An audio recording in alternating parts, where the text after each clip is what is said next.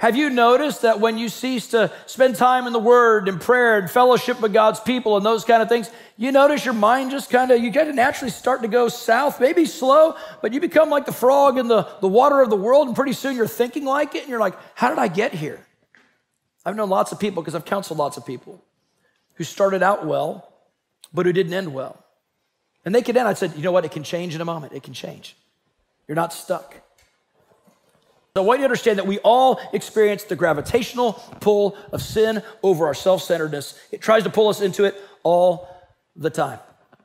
And when we begin to walk in the Spirit, we can resist that pull to find out what's on the mind of God and be able to do what pleases Him. And so that's really the big goal. Here's the other thing I want you to know. Walking in the Spirit, it's an active process. It's not a passive event, right? You don't automatically walk in the Spirit because you're born again.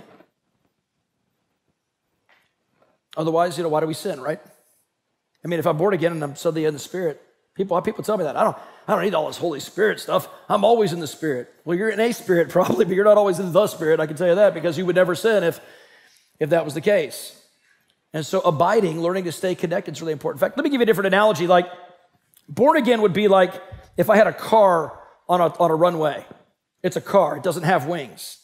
All right? That's what it's like to be your old nature. That vehicle is not even meant to fly. Being born again is like getting your wings. It's like getting an overhaul. It's like a car becoming a plane. That's the metamorphosis of surrendering your life to Jesus Christ, and you become a new creation. But a parked plane still isn't flying, though it's got the potential.